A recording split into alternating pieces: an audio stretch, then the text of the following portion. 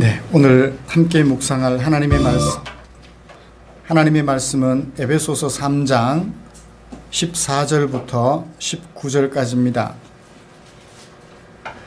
이러므로 내가 하늘과 땅에 있는 각 족속에게 이름을 주신 아버지 앞에 무릎을 꿇고 비노니 그의 영광의 풍성함을 따라 그의 성령으로 말미암아 너희 속사람을 능력으로 강건하게 하시오며 믿음으로 말미암아 그리스도께서 너희 마음에 계시게 하옵시고 너희가 사랑 가운데서 뿌리가 박히고 터가 굳어져서 능히 모든 성도와 함께 지식에 넘치는 그리스도의 사랑을 알고 그 너비와 길이와 높이와 깊이가 어떠함을 깨달아 하나님의 모든 충만하신 것으로 너희에게 충만하게 하시기를 구하노라.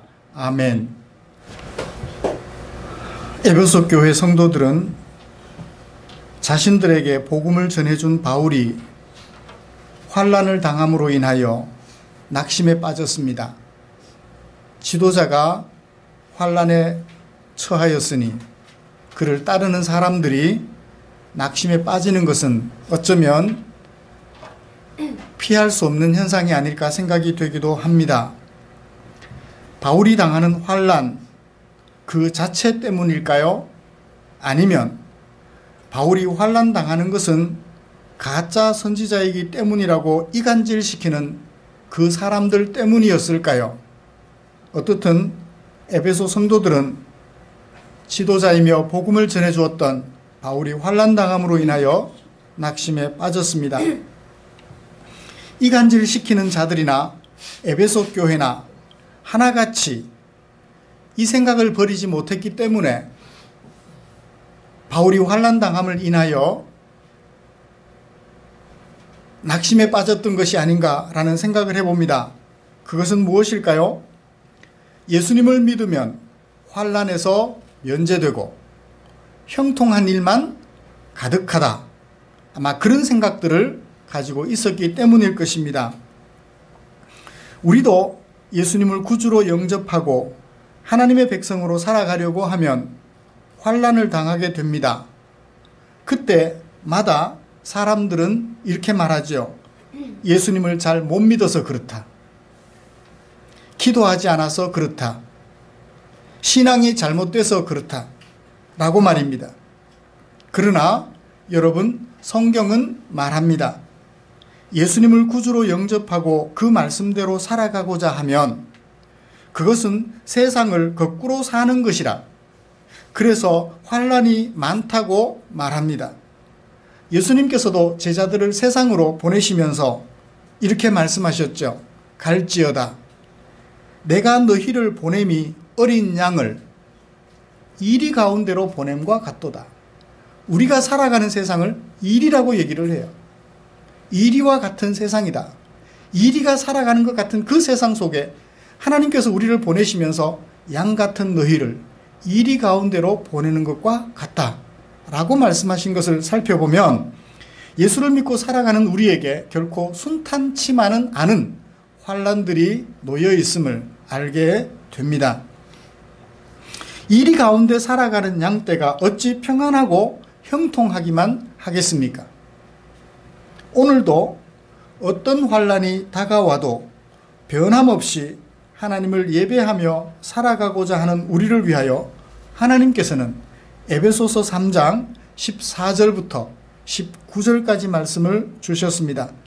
저는 이 본문을 가지고 바울의 중보 기도라는 제목으로 설교하고자 합니다. 말씀 나눌 때 우리 모두 하나님의 크신 은혜에 사로잡히게 되는 복된 시간 되기를 기대해 봅니다. 먼저 본문이 어떻게 구성되어 있는지 좀 살펴보고 설교 방향을 제시한 다음 설교를 계속해 가도록 하겠습니다. 14절과 15절을 보시면 주어가 누구죠? 내가 무릎 꿇고 빈다, 기도한다 라는 얘기죠. 누구에게? 아버지에게. 어떤 아버지? 하늘과 땅에 있는 각 족속에게 이름을 주신 아버지에게 내가 기도한다 라고 얘기를 합니다. 누구를 위하여? 에베소 성도들을 위하여. 에베소 교회를 위하여 하나님께 기도하는데 어떤 하나님? 하늘과 땅에 있는 모든 족속에게 이름을 주신 하나님.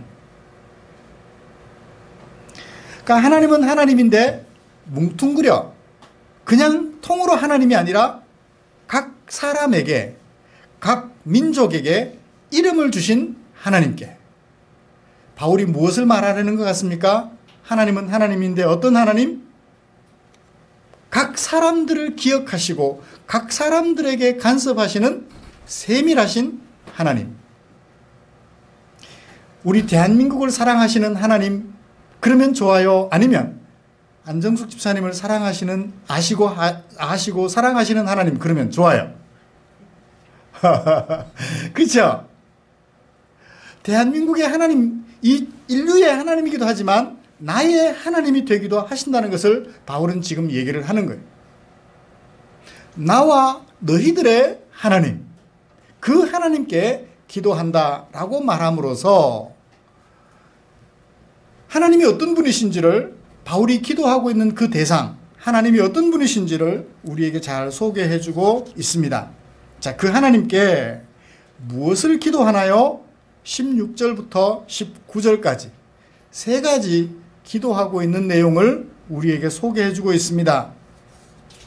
그 기도를, 세 가지 기도를 함께 살펴보면서 하나님의 은혜를 나누려고 해요. 중보기도란 자고로 수신자들이 이렇게 되었으면 하는 바람이 있을 때 그 사람을 위하여 하나님께 드리는 기도이죠. 그렇죠? 중보기도란 바로 그런 기도예요. 그 사람이 이렇게 되었으면 하는 간절한 소원이 있을 때 하나님 앞에 그 사람을 위하여 그 소원을 담아 드리는 기도, 그것을 우리는 중보기도라고 합니다. 그러므로 바울이 이 에베소 성도들을 위하여 각 사람들에게 이름을 주신 하나님에게 기도하는 내용을 살펴보면 그들을 향한 바울의 소원이 담겨 있다고 볼 수 있을 것입니다. 이미 잘하고 있는데 더 잘하기를 바라는 소원이 될 수도 있겠고, 부족해서 제대로 하기를 바라는 마음의 소원을 담고 있기도 할 것입니다. 그러므로 에베소 교회가 이런 모양이 되었으면 좋겠다 하는 바울의 의지가 담겨 있는 말씀, 그것이 바로 우리가 오늘 함께 읽은 3장 14절부터 19절까지 말씀이라고 여겨집니다. 그 세 가지를 차례로 살펴보면서 설교할 때 우리 자신은 나는 이런 부분이 잘 갖춰져 있는가? 바울이 에베소 성도들 각 사람을 기억하시는 하나님께 에베소 성도들 각 사람을 위하여 기도해 주었다면 그 바울의 소원이 내게는 어떻게 적용되는지 살펴보면서 하나님의 크신 은혜 속에 우리 모두 사로잡히게 되기를 바랍니다. 첫 번째 중보기도 제목 16절을 좀 보시면 좋겠습니다. 그의 영광의 풍성을 따라 그의 성령으로 말미암아 너희 속 사람을 능력으로 강건하게 하옵시기를 기도하고 있어요. 여기 어떻게 되기를? 강건하게 되기를. 무엇이? 속 사람이. 여러분, 속 사람이 어떤 사람이에요? 속 사람이 어떤 사람이죠? 속 사람을 알려면 뭔가 대조되는 것이 있는 것 같아요. 그죠? 그 대조를 알아야 속 사람의 의미를 찾을 수 있을 것 같아요. 속 사람의 반대, 뭘까요? 그 사람이겠죠? 성경에 바울이 자주 사용하는 용어입니다. 그 사람은 후패하나, 속 사람은 날로 강건해져 간다. 대조하고 있죠. 바울이 자주 사용하는 용어 중에 하나입니다. 자, 그러면 그때 그 사람과 속 사람을 대조해보면 속 사람의 의미를 알 수 있겠죠. 여러분, 그 사람과 속 사람은 같은 사람인가요? 다른 사람인가요? 같은 사람이에요. 그 사람과 속 사람, 나를 가리켜요. 나 한 사람을 그 사람과 속 사람으로 분류를 하고 있을 뿐 그 사람과 속 사람은 사실은 다르지 않습니다. 나의. 그런데 달라요. 어떻게 다르죠? 그 사람은 후패한다라고 말을 했을 때 그 사람은 어떤 사람? 내 육체를 말해요.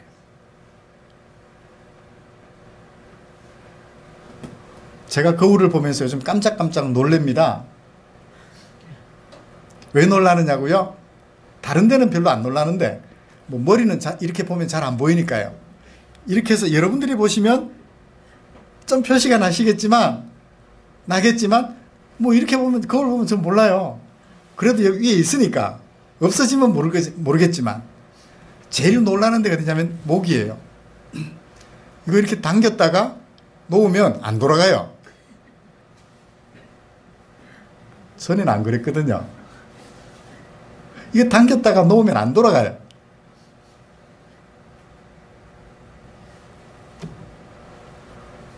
그 사람은 그렇게 돼 가더라고요.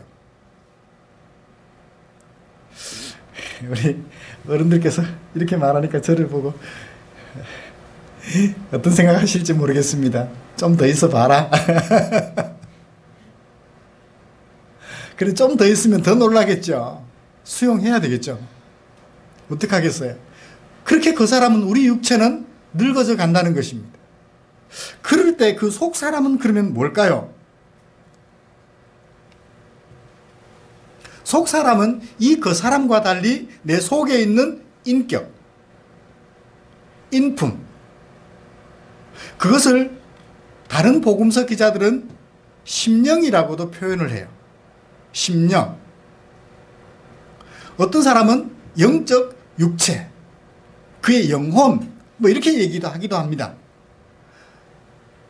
글쎄요, 영혼과 육체를 따로 구분할 수 있는지는 모르겠습니다. 나잖아요. 난데 속 사람이라고 말하면 나의 인격. 이건 영원히 없어지질 않아요. 내 육체는 후패하여 썩어 흙이 되어버리지만 내 속 사람, 내 인격은 영원토록 없어지지 않는다고요. 사람들이 세상을 떠나고 나면 나의 무엇을 기억해 줄까요? 겉모양? 아닙니다. 그 사람의 인격을 기억해 줍니다. 그 사람의 인격을 생각하면서 그 사람을 떠올려요. 누구. 그런 분. 그렇게 기억을 해주죠.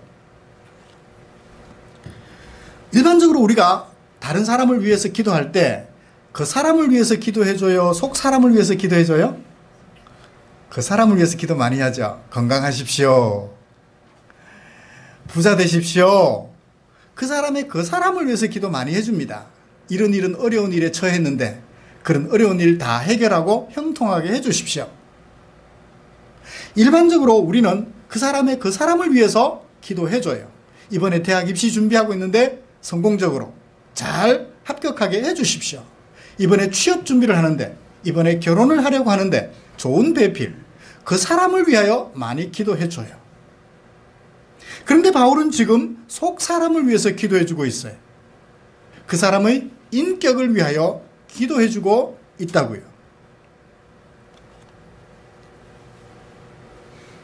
새해나 특별한 날에 우리가 다른 사람들을 위해서 기도해주는 것과 바울이 기도하는 것은 조금 다른 면이 있습니다. 바로 그 차이예요. 우리는 그 사람을 위해서 많이 기도해주는 반면 바울은 속 사람을 위해서 기도해요. 잘 되고 건강하고 형통하는 것보다 더 중요한 게 뭐라고요? 그 사람의 속 사람, 그 사람의 인격이라고요. 그 사람의 성품이요, 그 사람의 인품이라고요. 그렇죠? 우리는 이 속 사람의 소중함을 잘 알고 있습니다. 오늘날 언론에 나오는 사람들 주로 어디가 문제예요? 그 사람이 문제인 사람들은 잘 나타나지 않습니다. 속 사람이 문제인 사람들이 드러나죠. 인터넷에 그 직분에 걸맞지 않은 댓글을 달므로써 그 자리에서 물러나야 하는 속 사람이 못났을 때, 그 속 사람이 문제가 있을 때 언론에 등장하게 되죠. 누가 가난해졌다고, 누가 병이 들었다고 언론에 잘 나옵니까? 잘 안 나와요. 유명한 사람이면 모르겠지만 제가 이런 심각한 병에 걸렸다고 갑자기 언론에서 나올 리는 없잖아요. 그런데 제가 성추행을 했다 그러면, 목사가 성추행을 했다고 언론에 아마 대수특별히 될 거예요. 그렇죠?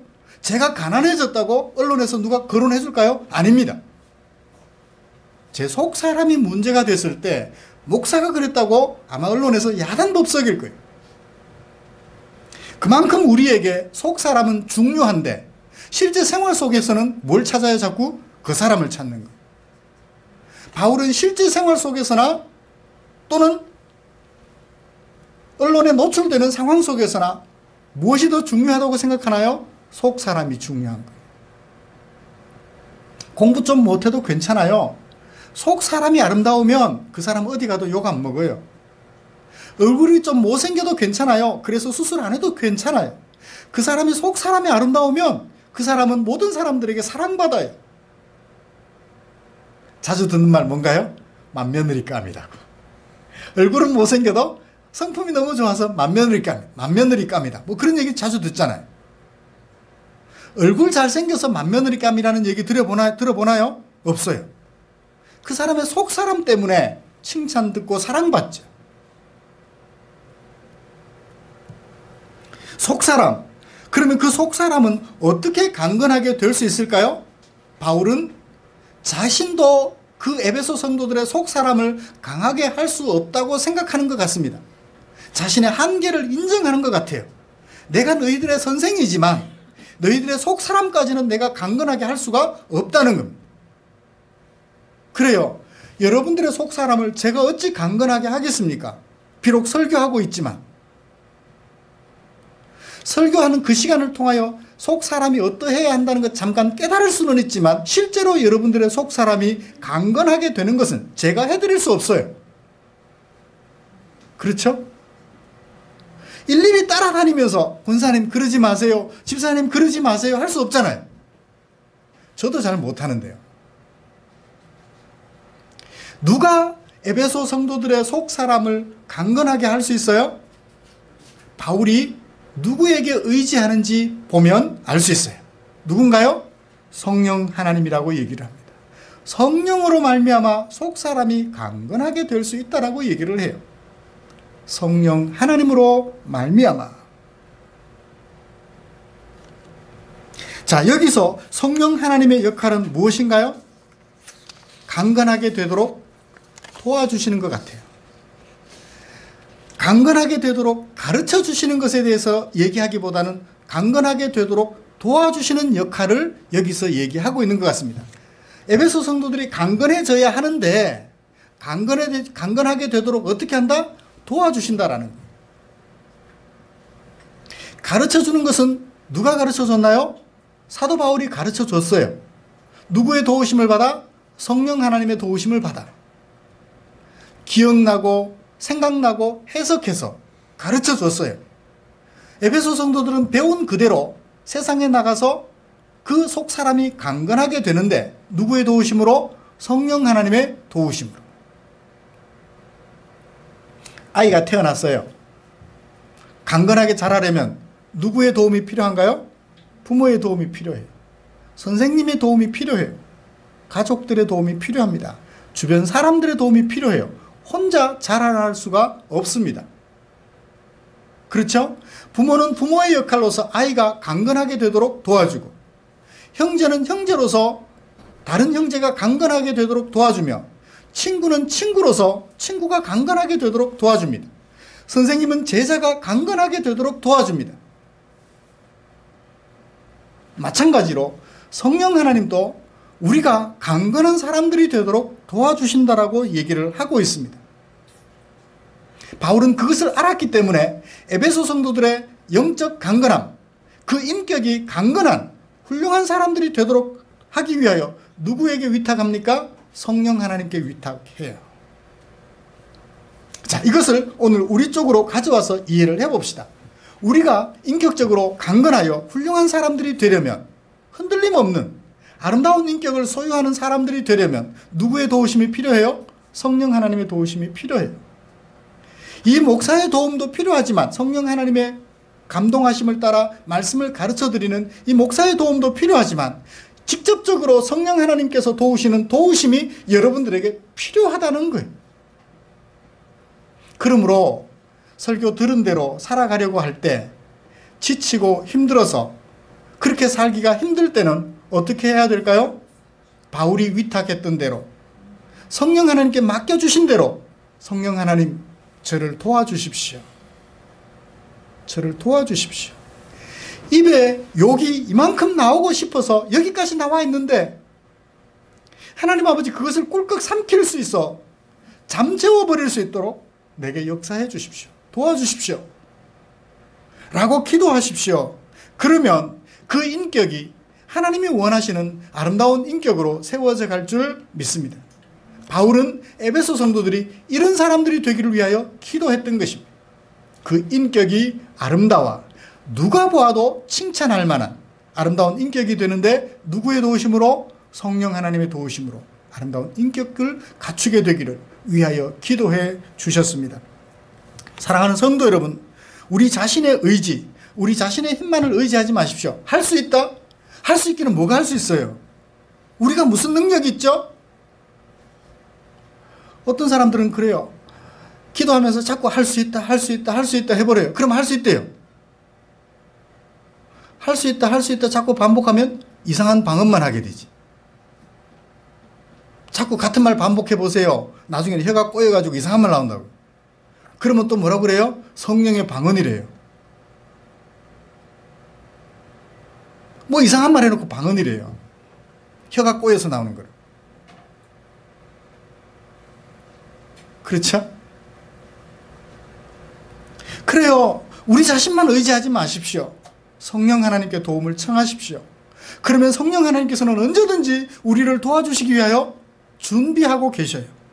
속 사람까지 강건하게 되도록 도우시는 성령 하나님의 도우심을 의지하여 흔들림 없는 아름다운 인격을 가진 사람으로 성숙해져가는 저와 여러분들 되시기를 간절히 소원합니다. 자, 이제 두 번째 중보 기도를 살펴보도록 하죠. 그리스도께서 우리 마음에, 너희들 마음에 계시기를. 바울의 두 번째 기도 제목은 뭔가요? 예수님이 에베소 성도들의 마음속에 거주하기를.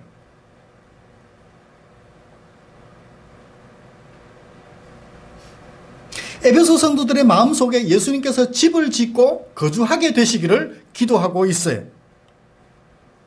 여러분, 저와 여러분들의 마음속에 누가 무슨 생각이 머물러 있기를 원하십니까? 여러분들의 생각 속에 누가 머물러 있기를 원하셔요? 결혼을 했어요. 아내 마음속에 누가 머물러 있어야 돼요? 남편이 머물러 있어야 돼요. 결혼했습니다. 남편의 마음속에 누가 머물러 있어야 되나요? 아내가 머물러 있어야 되죠. 결혼하기 전 몇 번 만났던 그 아가씨가 내 머릿속에 머물러 있으면 큰일 나요. 그쵸?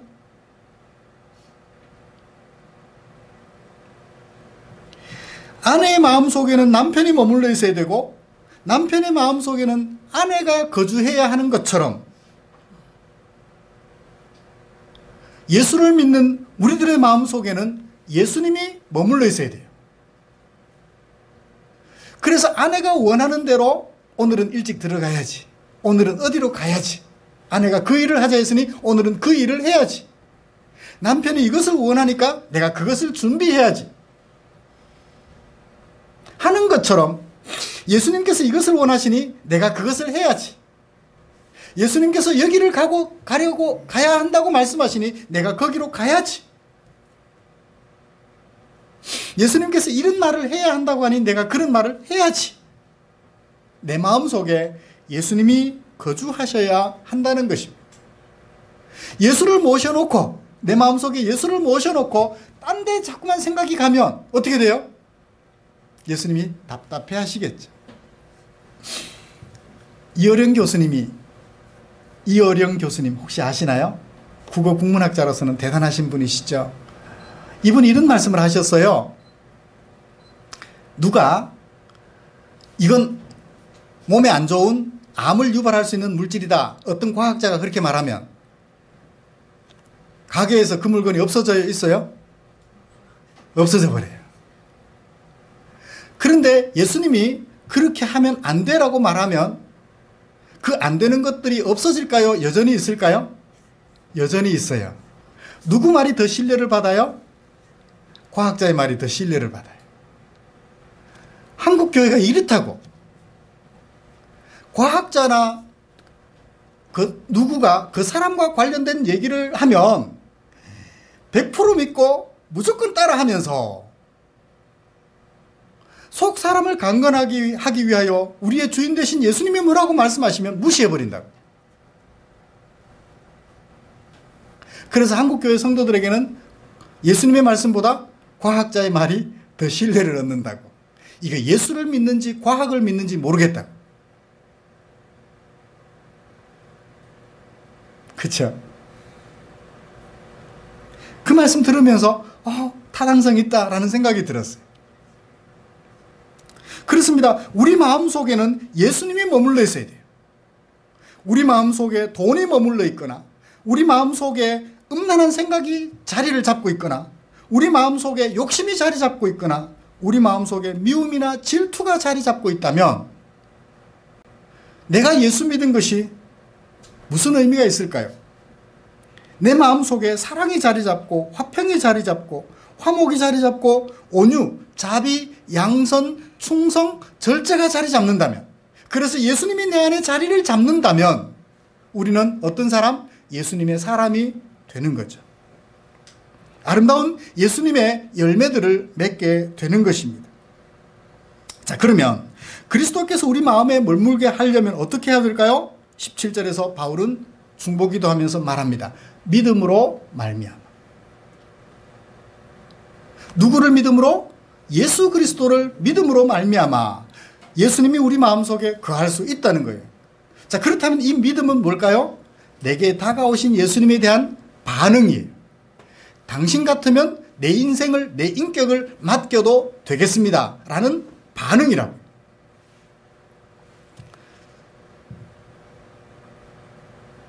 제가 얘기했죠. 신학교 다닐 동안 스님으로서 기독교로 개종하여 목사가 되시겠다는 분 얘기를 말입니다. 그분이 개종하게 된 가장 근본적인 사건이 하나 있었는데, 책을 읽다가, 석가모니와 관련된 책을 읽다가 마음의 변화를 받아서 예수를 믿기로 결심하고 목사님이 되겠다고 했었습니다. 그동안 그의 마음속에는 석가모니가 자리 잡고 있었는데 예수님으로 주인을 바꾸시려고 했던 거죠. 왜 그랬나요? 죽음 앞에서 석가모니는 당연한 것으로 받아들였어야만 했습니다. 그러나 예수님은 죽음 앞에서 당연한 것으로 받아들이지 않고 죽음을 극복하셨어요. 죽은 자를 나흘이나 되어 냄새가 나는 죽은 자 나사로를 살리셨거든. 회당장 야이로의 딸을 살리셨고 장례 행렬을 멈추시고 관속에 머물러 있던 소녀를 살리셨거든. 그렇습니다. 우리 생각 속에 생명을 살게 하시는 예수님이 주인으로 모시는데 그 예수님이 다가오셨을 때 내 마음의 반응, 그게 뭐예요? 믿음이라. 죽음을 당연한 것으로, 피할 수 없으며 넘을 수 없는 것으로 맞아들인 그 사람을 내가 믿을 거냐? 죽음을 이기신 예수님을 믿을 거냐? 그 사람에 대한 나의 반응, 그것을 믿음이라고 한다면 여러분들은 누구에 대한 믿음이 가장 큰가요? 남편에 대한 믿음이, 당장은 부모님에 대한 믿음이, 저와 우리 모두를 포함한다면 예수님을 향한 믿음이. 왜냐하면 예수님은 좋은 도덕적 교훈도 가르쳐 주실 뿐만 아니라 인간의 한계인 죽음도 극복하게 해주시거든. 요즘 과학이 발달하여 복제 기술이 참 많이 성행을 하고 있습니다. 내 세포를 복제해가지고 나와 똑같은 사람을 만든대요. 그래요. 내 세포를 가지고 나와 똑같은 사람을 만들었다 합시다. 아버지와 어머니의 유전자를 가진 나와 똑같은 존재를. 그 사람이 나예요? 설령 기술이 좋아서 만들었다 하더라도 그는 그고 나는 나예요. 생물학적 성질은 같을지 모르지만 다르다고요. 그는 그일 뿐 내가 아니에요. 나의 세포를 가지고 만들어낸 그가 내 아내에게 다가간다 생각해 보세요. 성질이 나요, 안 나요? 생김새 똑같고 성격도 비슷하고 그런데 내 아내에게 가서 같이 자려고 해요. 내가 허용해요? 못하죠. 못하죠. 그는 그이고 나는 나예요. 누구를 믿느냐? 누구에 대한 나의 반응, 그것을 믿음이라고 말을 하고 있습니다. 그러므로 사랑하는 성도 여러분, 과학이냐 예수님이냐, 다른 어떤 세상의 훌륭한 인물이냐 예수님이냐, 여러분 앞에 놓여 있다면 우리는 누구를 믿을 수 있을까요? 예수님에 대한 믿음. 그 믿음 가질 때 예수님께서 여러분들의 마음속에 거주를 하셔요. 비교를 통해서 예수님을 선택하셔도 괜찮습니다. 왜냐하면 예수님은 다른 어떤 인격적 존재와 비교할 수 없이 탁월하신 분이시기 때문에 그렇습니다. 유일하신 분이시기 때문에 그렇습니다. 비교해도 좋아요.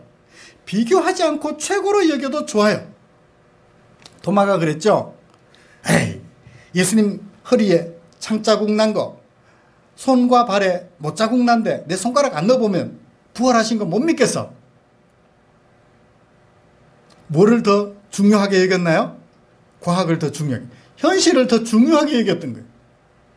그런 도마에게 예수님이 나타나셔서 만져봐라, 넣어봐라, 그렇게 말씀하시면서 보지 않고 믿는 자가 보고 믿는 자보다 더 복되도다 하셨던 말씀을 우리는 기억합니다.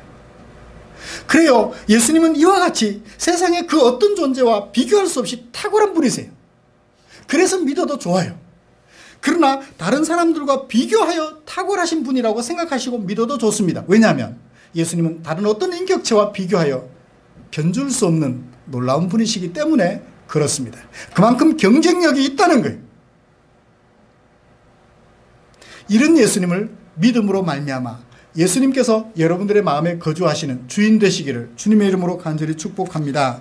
마지막 세 번째, 사랑 가운데서 뿌리가 박히고 터가 굳어져라, 그렇게 기도하고 있습니다. 사랑 가운데 뿌리가 박히고 터가 굳어진다. 뿌리가 박히고 터가 굳어지는 게 뭐예요? 뭘 말하는 겁니까? 뭐가 뿌리가 박히죠? 식물이나 나무가 뿌리를 깊이 내려갑니다. 그러면 어떻게 돼요? 그 위에 터가 굳어지면 그 나무는 웬만한 바람이 불어도 뽑히지를 않아요. 그러므로 터가 굳어진다, 뿌리가 박힌다라는 것은 나무가 성장해 가기 위하여 뿌리를 내리는 것, 그것을 보조관념으로 은유법으로 사용해서 뭔가 의미를 나타내려고 하는 것 같아요. 뿌리가 약할 때는 어떻게 되나요? 작은 바람이 불어도 넘어지거나 뽑혀버립니다. 그런데 깊이 내려가면 내려갈수록 태풍이 와도 끄떡없어요. 그렇죠? 자, 그러면 깊이 뿌리 내린다는 것은 어떤 의미를 가지고 있는 걸까요? 자, 처음에 사랑을 한번 실천해 봅니다. 사랑하기가 쉬워요? 힘들어요? 어려워요. 근데 사랑이 습관이 되어지면 사랑이 쉬워져요. 그러므로 여기 뿌리가 박힌다, 터가 굳어진다라는 것은 습관이 되어진다, 생활화 되어진다라는 것에 대한 은유적 표현이라고. 이 뿌리가 내려서 어떤 바람이 불어와도 흔들리지 않는 이것을 보조관념을 사용해서 뭘 드러내는 거예요? 사랑을 습관화하라, 사랑을 생활화하라는 얘기죠. 에베소 성도들이 어떤 성도들이 되라고?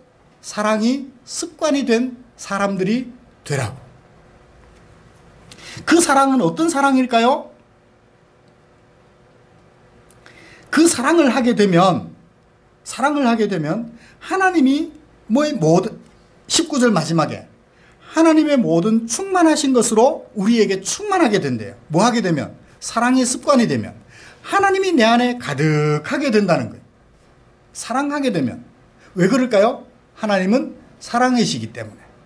하나님은 사랑이시기 때문에 사랑이라는 것을 하게 되면 내 안에 누가 가득해요? 하나님이 가득해요. 성령 하나님이 도우시고 예수님이 내 안에 거주하시고 성부 하나님께서 내 안에 가득하게 되시는 거예요. 뭐 하면? 사랑하면. 사랑이 습관이 되어지면, 그런데 그 사랑을 습관이 되게 하려면 어떻게 해야 될까요? 18절과 19절이 원문을 보면 거꾸로 되어 있어요. 19절이 18절이고 18절이 19절이에요. 그리스도의 사랑의 너비와 길이와 높이와 깊이가 어떠함을 깨닫는다, 파악한다라는 거예요. 예수님의 사랑의 깊이와 길이와 높이와 너비가 어떤지 파악을 하게 되고, 더 나아가서 그 지식에 넘치는 그리스도의 사랑을 알면, 파악할 뿐만 아니라 알면, 여기 안다는 말은 경험하여 완전한 지식으로 만든다라는 게 알면이라는 단어가 가지고 있는 의미예요. 결혼하기 전 성교육을 받아요. 남자와 여자가 결혼을 하면, 그래서 이렇게 하면 아기가 생기고 10달 과정에 임신 과정을 거쳐서 출산을 하게 된다. 제대로 아는 거예요? 모르는 거예요? 파악하는 거죠. 그럼 어떻게 해야 제대로 아는 거예요? 결혼을 해서 부부관계를 하고 10달간의 임신 과정을 거쳐서 출산을 해봐야 비로소 결혼이라는 것이 이런 것이구나 하는 것을 제대로 알아요.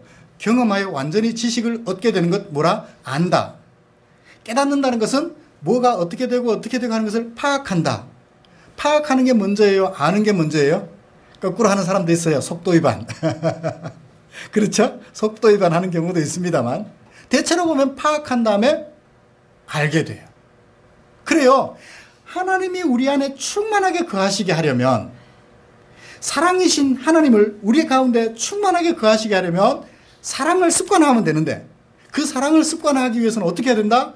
예수님의 사랑이 길이, 너비, 높이, 깊이 어떤지를 파악한 다음에 그 사랑을 실제로 경험해 보는 거예요. 그렇게 되면 어떻게 해요? 사랑의 뿌리가 내려지는, 사랑이 습관이 되어질 수 있다는 거예요. 가끔씩 내 마음에 들지 않는 사람 만나면 무슨 생각 들어요? 저 사람 빨리 안 죽어버리나? 그죠? 빨리 없어져 버렸으면. 그런데 예수님의 사랑을 생각해요. 내가 잘못을 저질렀을 때 예수님이 쟤 빨리 없어져 버렸으면, 그랬다면 나는 어떻게 됐을까요? 예수 못 믿고 죽었을 수도 있잖아요.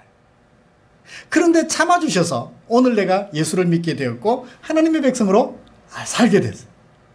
만약 그때 예수님께서 저는 빨리 죽어버렸으면 큰일 나는 거죠. 예수님의 사랑을 깨달아 아니까 나도 그런 사람 만났을 때, 내 마음에 안 드는 사람 만났을 때 빨리 죽었으면 말하게 돼요? 안 하게 돼요? 못하게 돼요.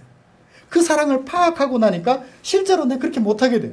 그래서 당신 빨리 죽어버렸으면 좋겠다라고 말을 했을 때와 그래도 당신이 오래 살았으면 좋겠다라고 말했을 때 비교를 하는 거예요. 경험해보니까 어때요? 그래도 당신이 오래 살았으면 좋겠다라는 말을 했더니 나중에 당신이 그때 잘 참아줘서 고마워 라는 소리를 듣게 돼요. 사랑을 파악하게 하고 실제로 경험하게 되니까 사랑 속에 습관이 되어버리는 거예요. 이제는 함부로 어디 가서 너 빨리 없어져 버려, 그런 소리 못하겠구나 깨닫는 거예요. 알게 되는 거죠. 그래서 사도 바울은 에베소 성도들이 어떤 사람들이 되기를, 사랑 실천하는 것이 습관이 되기를 기도해 주었던 것입니다. 말씀을 마치겠습니다. 사랑하는 성도 여러분, 감히 제가 이렇게 말씀드리고 싶어요. 사랑의 뿌리가 박히고 터가 굳어져서 바울이 그렇게 기도했다면 저는 여러분들에게 사랑의 노예가 되십시오. 사랑의 노예가 되십시오. 사랑하기 위해서라면 내 한 몸 희생할 수 있도록 해 주십시오. 여러분, 이번 명절을 맞아서 가족들끼리 만나셨어요. 내가 가진 물질 희생해서 가족들을 돌보겠다는 사랑의 소리 들어보셨나요? 또 내가 가진 것 희생하여 가족들을 돌보겠다고 사랑의 소리를 해보셨나요? 그래서 주변 분들이 얼마나 행복해 하시던가요? 한 번 더 하고 싶죠? 내가 이렇게 하니까 사람들이 너무너무 행복해 하는구나. 내가 사랑을 베풀었더니 이렇게 좋아지는구나. 사랑의 노예가 되어 살아가십시오. 그래서 사랑이 생활 습관이 되도록 힘쓰십시오. 그래서 바울이 기대하고 하나님께서 기대하시는 온전한 그리스도인으로 성숙해 가시기를 주님의 이름으로 축복합니다. 기도하겠습니다. 고맙습니다. 바울을 통하여 에베소 성도를 위해 기도하는 그 기도를 들으면서 우리의 모습을 돌아보게 되었습니다. 하나님 아버지, 살아가는 날 동안 바울의 이 기도 제목을 생각하며 우리의 삶을 속 사람이 건강한 사람으로, 아름다운 인격으로 만들어가는 저와 우리 성도들이 될 수 있도록 은혜 내려 주시옵소서. 예수님의 이름으로 기도드리옵나이다. 아멘.